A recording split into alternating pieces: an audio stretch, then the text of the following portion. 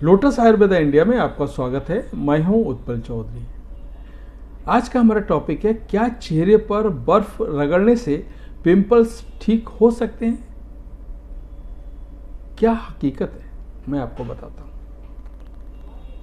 Pimples free skin सबको भाती है, सबको अच्छी लगती है, लेकिन कई बार हार्मोनल बदलाव की वजह से, कभी खराब खान पान की वजह से और कभी बिगड़ती लाइफस्टाइल के कारण चेहरे पर पिंपल्स हो जाते हैं। ऐसे में अक्सर लोग तरह तरह के उपाय आजमाते हैं। इन्हीं में से एक है आइसिंग। इसका मतलब होता है कि पिंपल्स पे आइस क्यूब लगाना ताकि पिंपल्स से राहत मिल सके।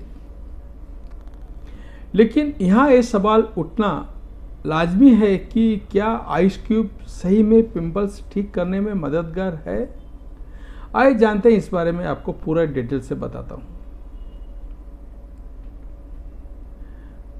पिंपल्स पे आइस थेरेपी काफ़ी कारगर है।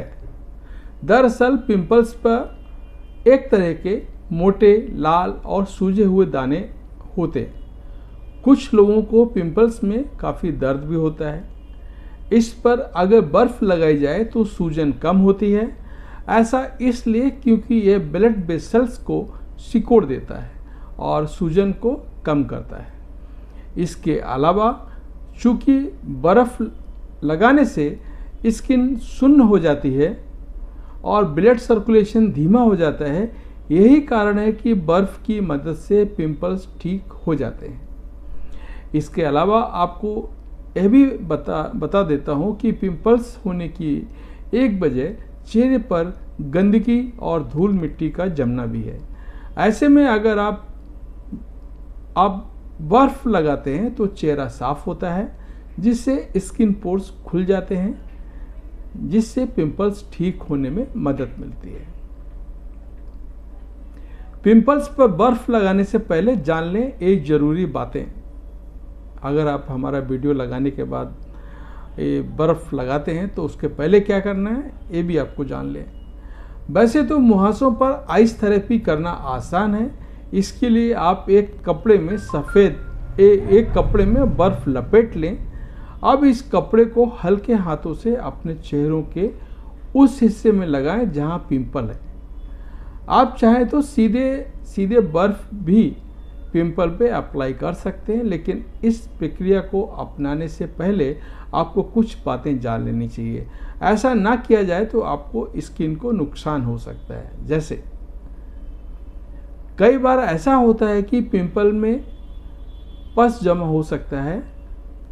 ऐसे में अगर आप पिंपल्स पर बर्फ़ अप्लाई कर रहे हैं तो ध्यान रहे कि पिंपल फूटे नहीं और पिंपल्स में आपके नाखून ना लगे। असल में अगर आप पिंपल्स फोड़ देते हैं तो इससे उसमें जमा पस स्किन के आसपास के हिस्सों में फैल सकता है। पिंपल्स की सूजन बढ़ सकती है और आपको दर्द का एहसास भी हो सकता है। इसके अलावा पिंपल्स फूटने पर स्किन पर स्थायी यानी परमानेंट दाग भी हो सकता है।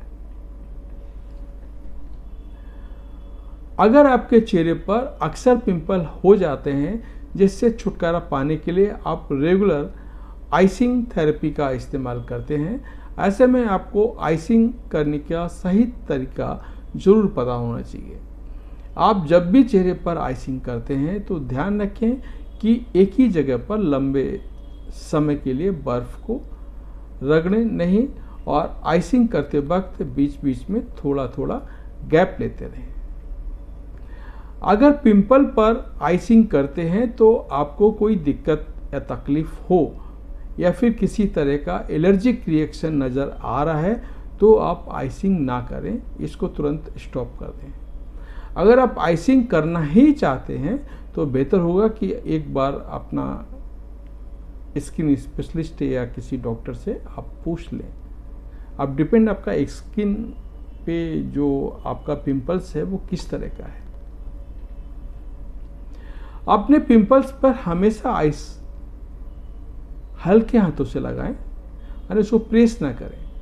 अगर आप पिंपल्स पर आइस को ज़ोर से रगड़ते हैं या घिसते हैं तो इससे आपको प्रॉब्लम हो सकती है, आपका एक्ने फूट सकता है, मवाद निकल सकता है, आपको तकलीफ़ वहाँ पे बढ़ सकती है। तो ये था हमारा आज का वीडियो, आपको कैसा लगा आप बताएं और चैनल को सब्सक्राइब करें और बेल आइकन की घंटी बजा दें जिससे हमारे आने वाली सभी वीडियो सबसे पहले आपको मिलेंगे। धन्यवाद।